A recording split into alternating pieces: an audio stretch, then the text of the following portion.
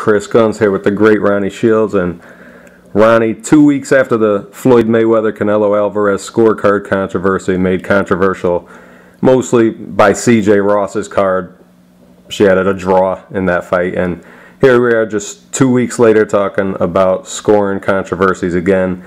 It's getting to be a serious problem, and seemingly even more often than it used to be. But on Saturday night, your fighter Brian Vera seemed to beat Julio Cesar Chavez Jr., only to have Chavez win on all three scorecards. Gwen Adair had it 98-92, Carla Caiz had it 96-94, and respected longtime official Marty Dankin had it 97-93. All for Chavez. And the pro-Chavez crowd at the StubHub Center, an estimated 5,206 people booed. What do you think going into that fight, Ronnie? Well, going into the fight, I thought that Brian really was going to beat him.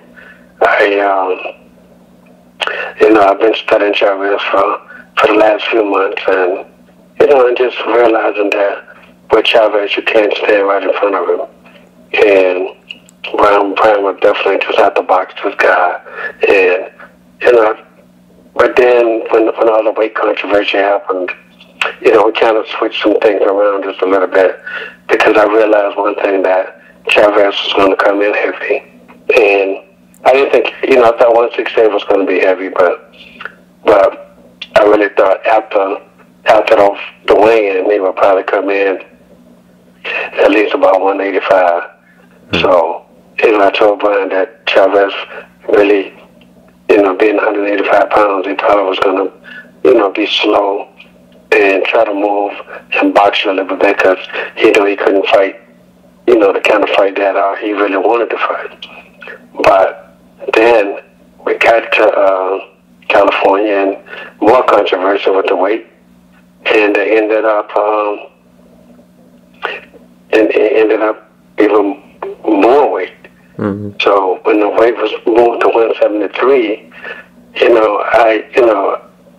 for me, I told Brian that, I know he worked hard, and I know he really wanted to fight, but I told him I think Chavez was going to be too big.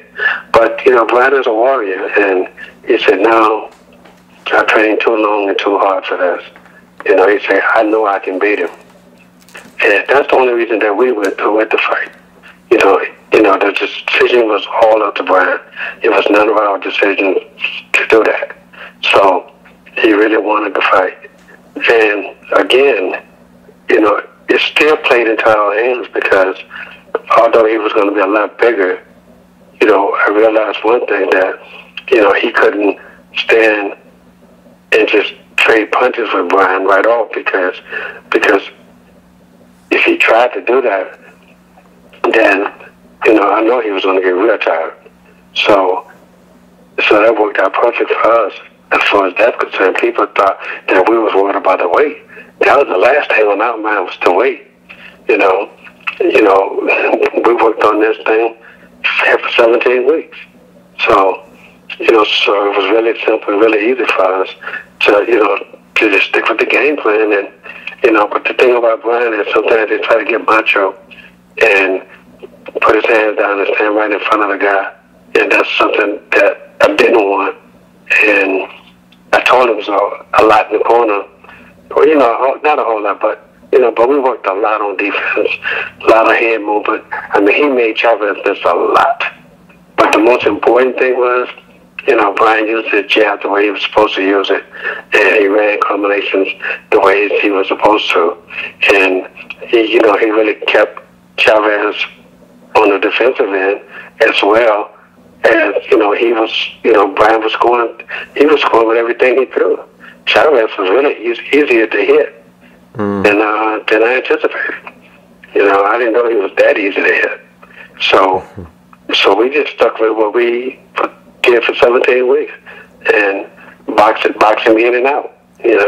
When Chavez wanted to sit down and bang, we made Brian move around.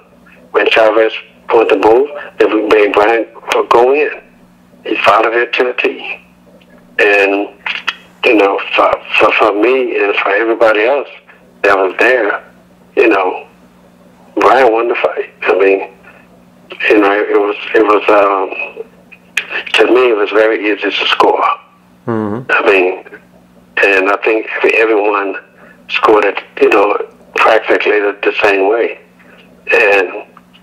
But, you know, what can you do? I mean, you know, I think it's a shame that the California State Athletic Commission didn't step in and say, hey, you know, we have to do something about this. We have to, you know, we have to relegate our own people, you know.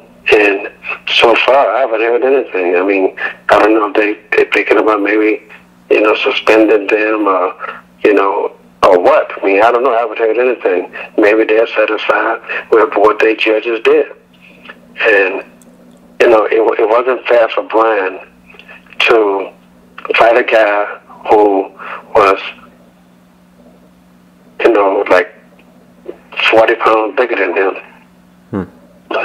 That just wasn't fair, you know, because, you know, I mean, everything that happened in the fight, that leading up to the fight, was all Chavez fault. If Brian would have did one of the things that Chavez did, then, you know, the fight would have been off there to look for somebody else. No. You know, if Brian would have come up and said, hey, man, I can't make the weight, you know what, they would tell us go fuck off. If Brian would have said, oh, I got cut, they would tell us go fuck off. You know, everything. But I think they did everything they could to discourage Brian. And all that did was encourage him. And he ended up fighting the best fight he's ever fought in his life. Yeah, he did. And I think everybody saw that. You know, I mean, I think we did a lot of things that really confused them. Because, you know, normally when you watch a Brian Vera fight, you see him walk straight in, no head movement, getting hit with everything. But, you know, we had a long time to prepare for that. And I was telling people all the time, I was glad of all the postponements because, to me, it just gave us a lot more time to prepare for a guy who we knew was going to be big, but not that big. But it still works in our favor, I thought. Yeah. When you're talking about the weight issue, I talked to you like a couple weeks before the fight, and you said that you doubted that Chavez would even make weight, and you doubted he'd even go through the fight. I remember, and you predicted that weight would be a problem for him even at this weight. So earlier in the week, Chavez Sr., who was in Junior's corner, serving as his son's co-trainer, I think, for this fight. And he announced before anyone else knew that 173 was the new weight. He announced that 173 was the new weight. When did you become in the know of what the new weight was? Well, we got there on Monday, and you know we started hearing ramblings on Tuesday that he couldn't make 168. That they was going to ask for another 5 pounds.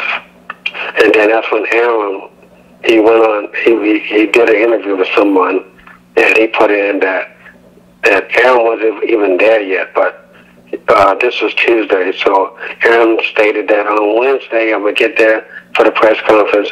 We're going to put both guys on the scale, and then we're going to see what the actual weight is going to be. So, you know, then I did an interview, and I told him that we have a lot of respect for Mr. Aaron, but you know, but we have a contract that says 168, not 173.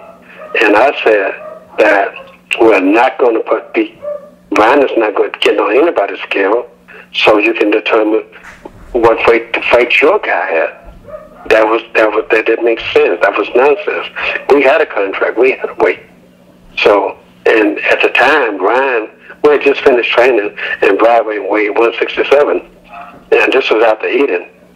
So I said, you know, how could he say he gonna put my guy on the scale, and my guy come in, and my guy would have got on the scale and weighed 167, and Chavez was got and weighed 185.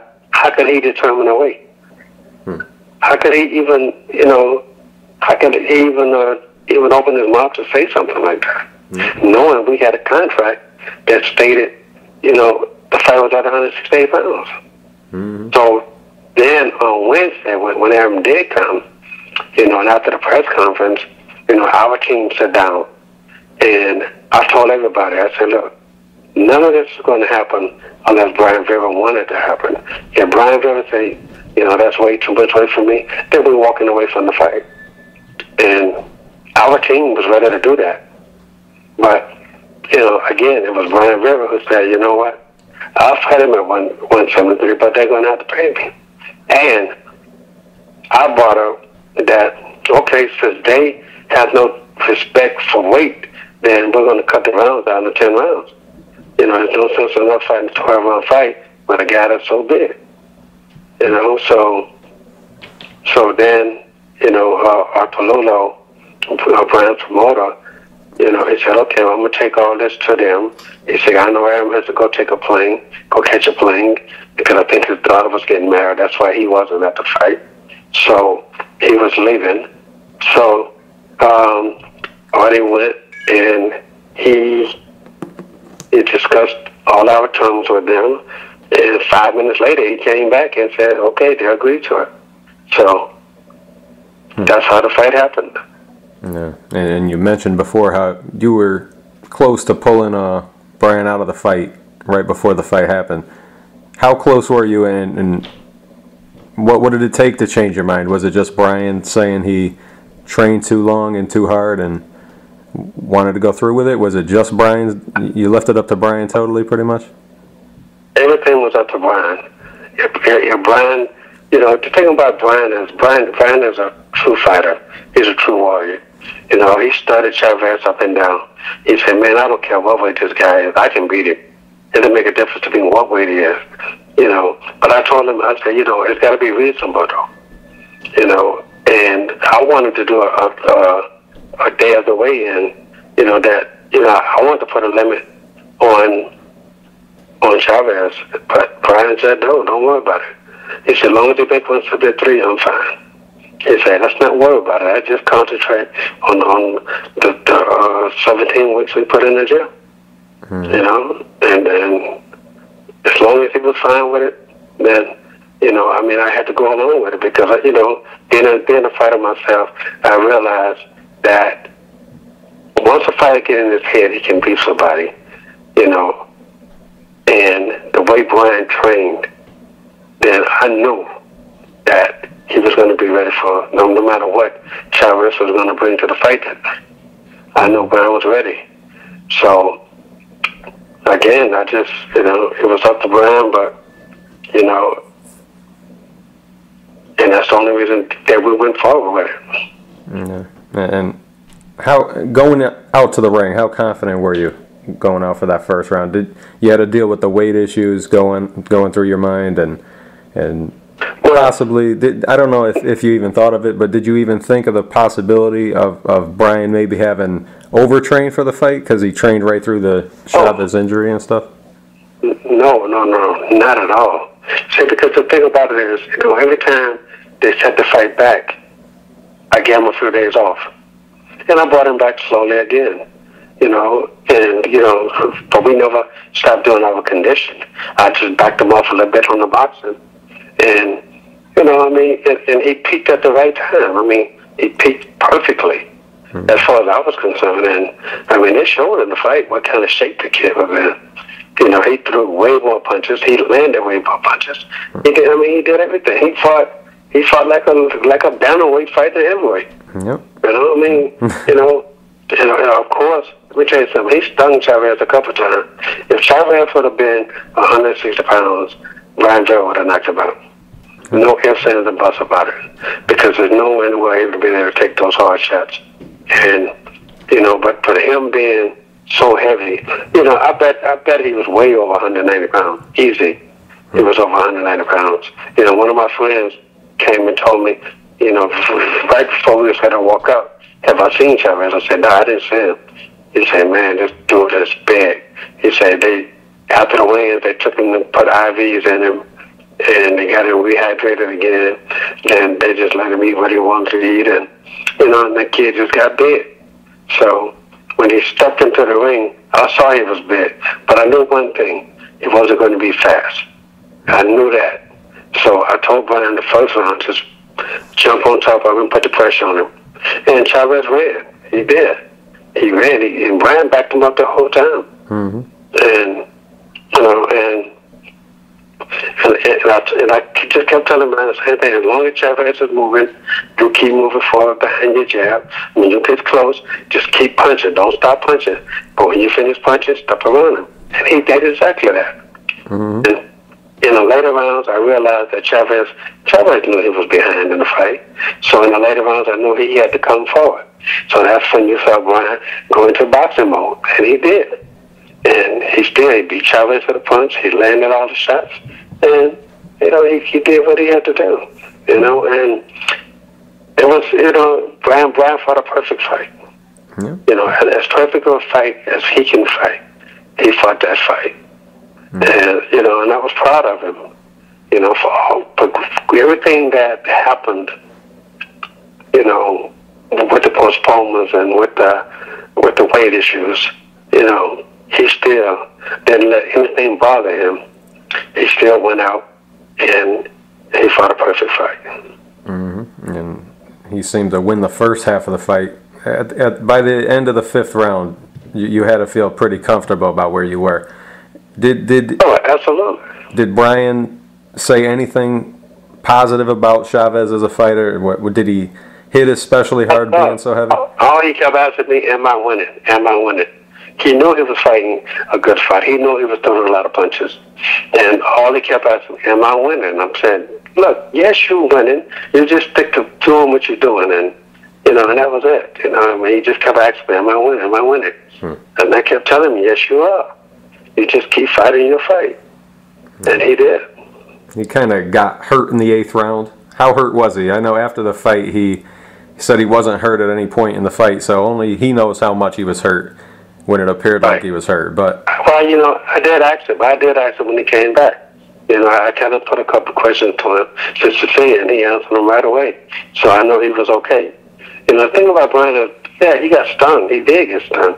But, you know, he got stung by a big guy. You know, if Chavez would have been 160 pounds, 168 pounds, he still went away. Those punches wouldn't even bother him.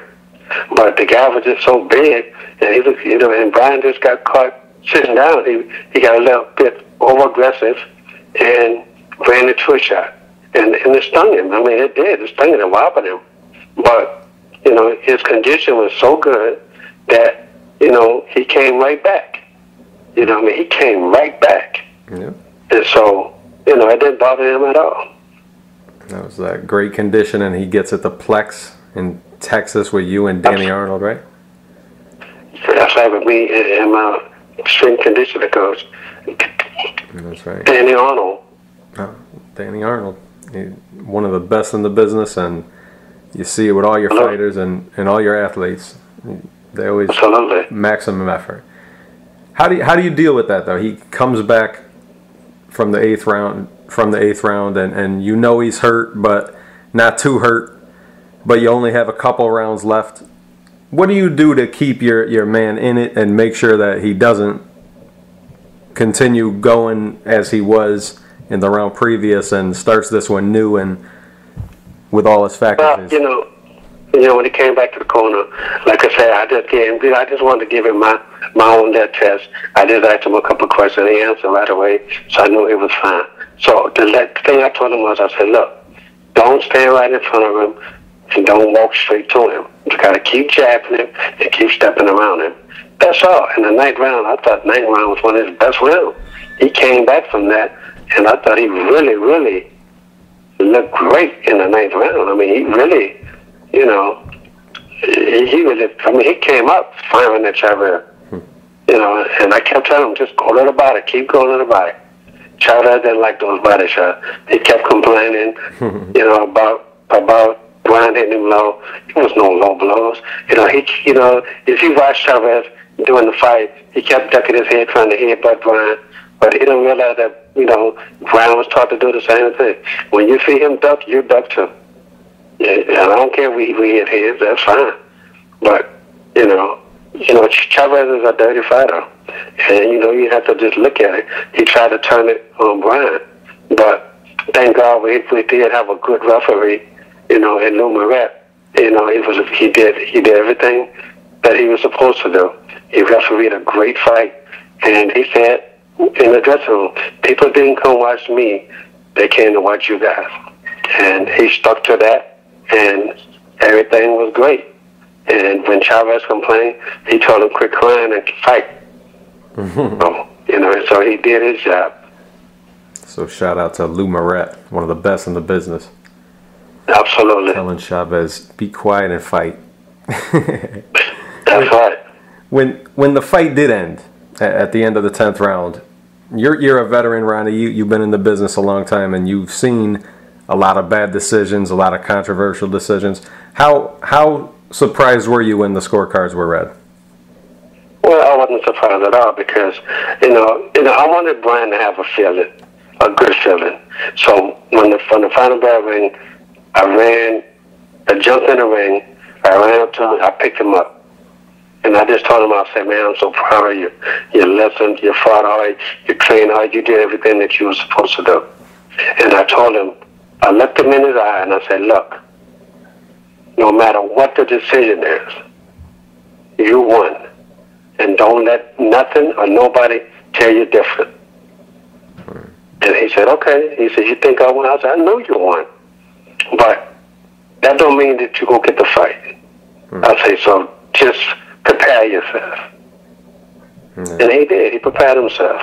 But when he heard 98, 92, he said, I lost. He looked at me and said, I lost. Man, it's ridiculous. Now, he fought a great fight, and he knew that was his fight. But when he heard that score, he knew that it wasn't for him. It should have been that way for him, but it wasn't. And you're one of the calmest guys I talk to anywhere, not just from the boxing world, but you're a cool, calm guy. And after the decision got read, and during the time of the once pro Chavez crowd now becoming a pro Vera crowd and shouting their disagreements with the decision, you were heard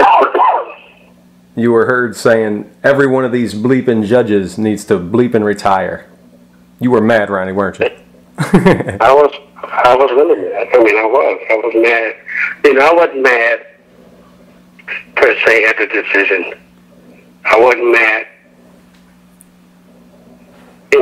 at Chavez. I wasn't mad at Chavez at all because he didn't score the fight. I was mad because they sat up there and just disregarded everything that the kid did. That's what I was mad at. The kid worked his butt off, and he did his job. Why can't everybody else do their job?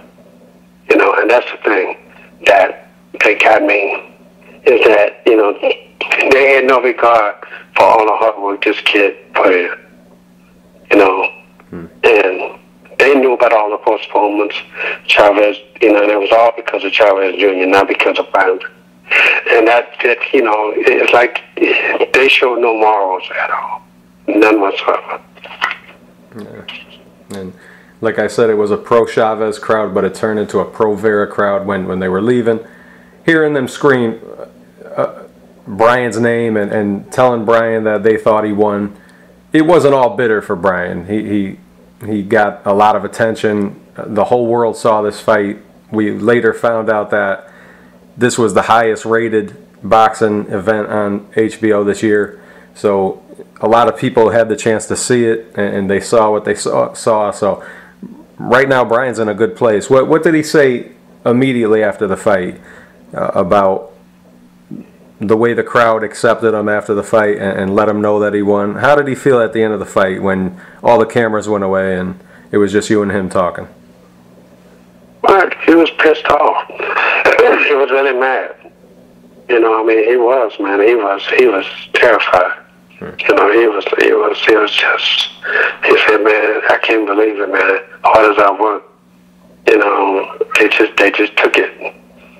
They just took it. He said, how could they do that?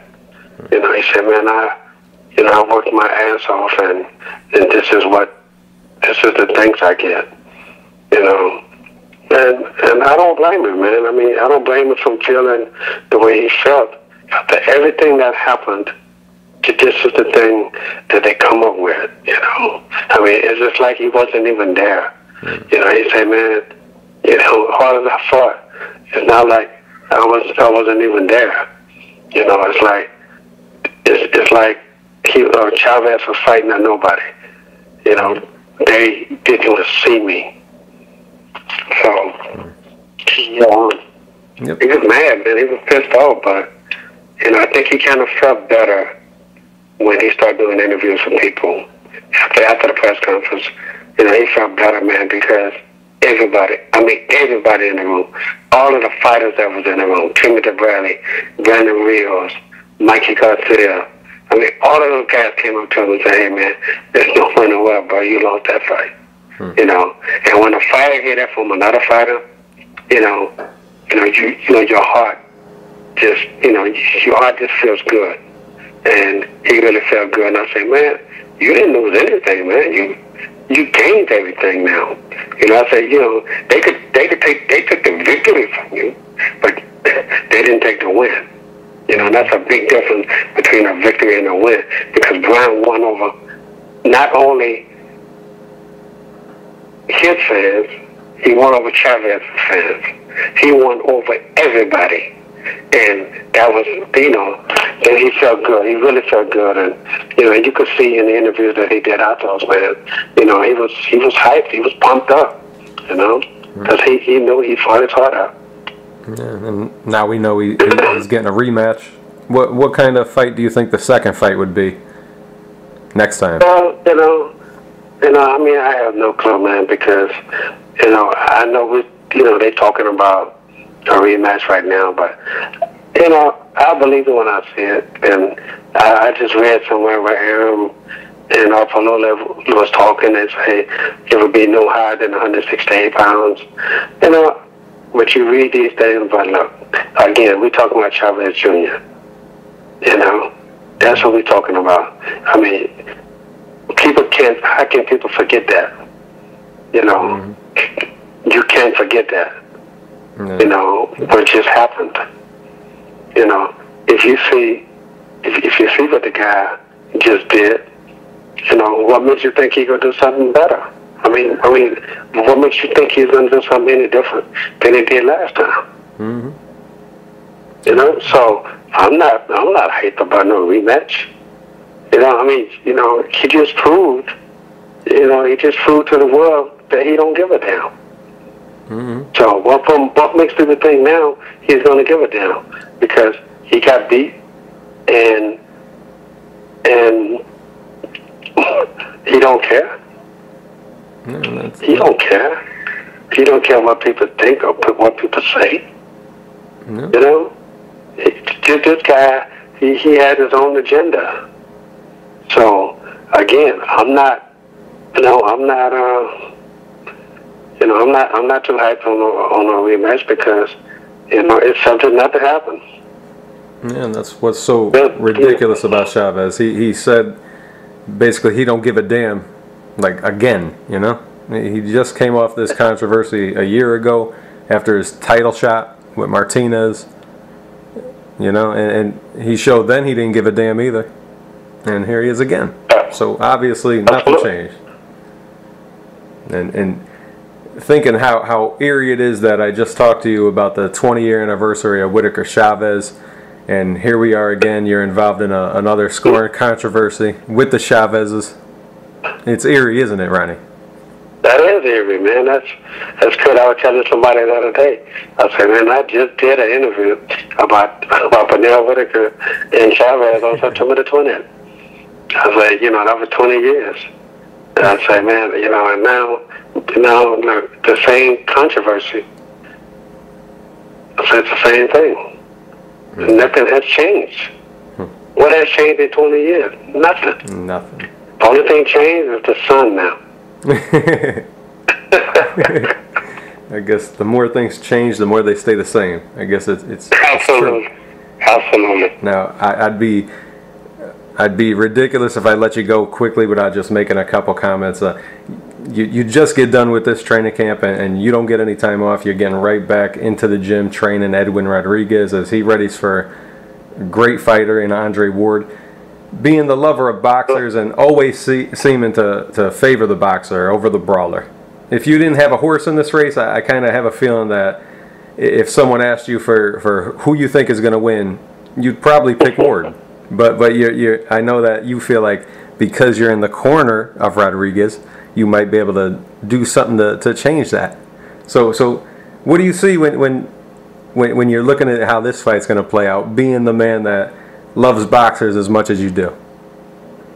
Well, I know my fighter, and I know every fighter that I work with. I know them very well, and I know they all work hard, they train hard, and that's one thing I do. I make sure before they step in their ring that they're in the best shape that they can possibly get in, and I know we work hard, we sit down, we watch tape, we study. I study the opponent. They study the opponent. Sometimes we look at it together. We study together. Just to make sure we got everything together, everything right. And you can bet when my guy step in there, he's going to have a big opportunity to win. And just like with Chavez-Vera against Chavez Jr., nobody gave him an opportunity. Everybody say, it was like a 10-1 underdog. I expect the same thing here when Edwin Rodriguez goes against Andre Ward. I expect for people to say, oh, well, this guy, this guy ain't got a chance. And I love the underdog role. I mean, I've been an underdog all my life. And I love being in that role, to be the spoiler. And, again, that's what we're going to do. We're going to spar. We're going to spar. We're going to be the spoiler. And am I worried about the judges? No. I never get myself to the point to where I got to worry about the judges or anything before the fight happens, and look what just happened with Brian. So, I can't control that. There's nothing I can do.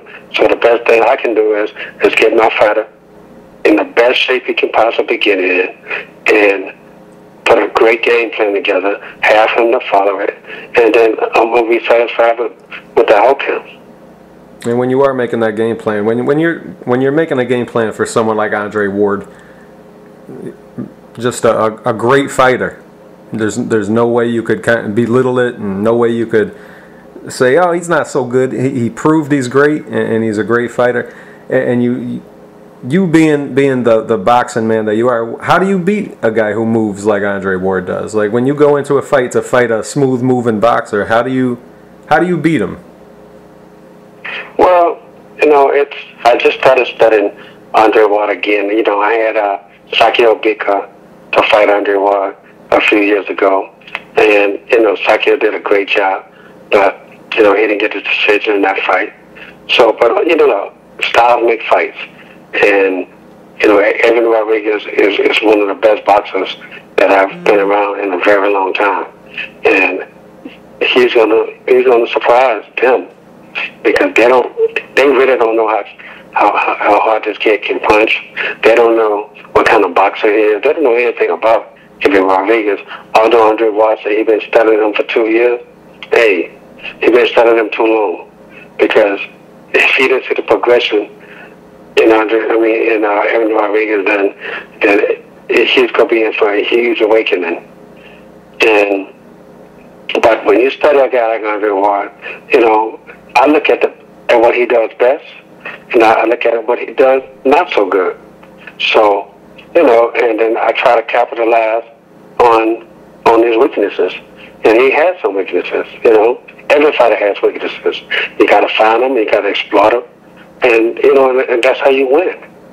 Just like we did that night with Chavez Jr. We found the weaknesses and we exploited them, and and Brian beat him. So it's going to be the same thing. I just look for the weaknesses, see what he does best, and even the thing about it is you have to beat a guy at his best. You can't beat him at his worst. You have to beat him at his best. And Andre Ward always brings his best to the ring. We know this, And so this is what we expect him to be at his best. So, no excuses, none whatsoever. So, when we do beat him, trust me, it's going to be at his best. And we're going to be, he does a lot of good things. But, just like you do things good, you can do things bad. And the thing is, we can make him do some bad things. And you have to make Andre Ward, you got to make him commit himself to something that he don't want to commit himself to. And that's going to be our plan, to make him do that. Yeah. And lately watching Edwin, he has some great performances and some spotty performances, is how you could sum up his past few performances. Is there anything career-wise that you would have liked to seen Edwin do before he got this chance at Andre? I mean, you can't refuse the title shot when it's given to you, but is there anything you'd have liked to see him do before getting this shot, if it was perfect? Absolutely not. I think things happen and have to happen for a reason. If Edwin would have been looking like the killer that he really is, like when you first saw against Chavez, and Andre Ward wouldn't even want to fight him. So, look, Edwin had some lackluster performances. The first fight when he fought in Monte Carlo, it wasn't the best fight in the world. We fought a real awkward, tall, strong guy, and Edwin just tried to knock him out, And he knew against Andre Ward, you can't go in there and do that. He knows this. And also, it's called motivation. You gotta be up against a guy who motivates you to do better, to be your best. And Andre Ward is going to bring that out of Edwin Rodriguez. I already see the difference in camp between what he's had in front of him before to what he's doing now. And he's so different in camp right now. He's really focused. Everything I'm telling him to do, he's trying it. And the good thing, what I really like about Edwin is he asks questions. Or suppose he do this or suppose he do that. Then I show him what the answer is. You got to have an answer for it. And I ask him questions too. And so it's working perfectly. We still have a good ways to go before. And one thing I don't do is I tell my fighters, look, I don't even want you thinking about the fight until you're in the gym. Outside of the gym, no, don't think about that fight. Forget the fight. I only want you thinking about it when you're in the gym. And and they listen to that. They follow that. Because the worst thing I think can happen to any fighter is they fight the fight before the fight. And, you could play this thing in your head 1,000 times. I mean, I don't even, think about this until it's time for me to go to the gym or it's time for me to sit down and watch, and watch, a film of the guy. Because, it's not healthy. Yeah. When it comes to the Ronnie Shields style of training, is it a constantly evolving thing that you do? Every training camp's different. What are you going to have Edwin do different for Andre Ward that he hasn't done before? Well, it's not much difference. I mean, it's not much difference. What I try to do is work on the things that Edwin does best, and also work on the things that he doesn't do so good. So, and against a guy like Andre Ward like to exploit, your weaknesses. And so, those weaknesses we have to make strengths. So that's one thing that we will always work on. The most important thing we work on is our defense. We work on that every single day, no matter if we boxing that day or if we just hitting the pads that day. We have to make a difference. Be working on defense every day. Because as always, every fighter is different. So, Andre Ward like to do this or do that. We got to have a defense for it, and first we have to have a counter for it. And I think, we tell you something, this is going to be a great fight, but, you're going to see Edwin Rodriguez at his best. And Edwin's a young fighter, a really talented guy. He's fighting the best that the division has to offer. I know he's confident in himself, though, and I know it's exciting when you're getting your first world championship shot. What did he say to you, Ronnie, when he heard that the fight was official and on? Well, he was saying he was excited. It's probably the most excited I've ever seen him. He called me up when he found out, and he said, "Oh man, I got the fight, man. I can't believe it, I got the fight." And he's been wanting to fight Andre Ward for the longest. For Edwin, he wanted to fight him about 3 fights ago. That's Edwin. This guy, he's so confident. He walks with confidence. He talks with confidence. And he's going to be ready, man. That's the most important thing. And I will never take a fight for any of my fighters if I know they're not ready for it. And I know Edwin is ready for the fight. Yeah, and a couple months away, Edwin gets that shot. Can't wait. It's going to be a great fight. Thanks, Ronnie. Sorry for the bad decision last weekend, but some good came out of it too. You go back right away to work, and you train another guy who's going to be the bet and underdog. So life goes on for Ronnie Shields, the classy Ronnie Shields, that is. Thank you, sir. Appreciate your time.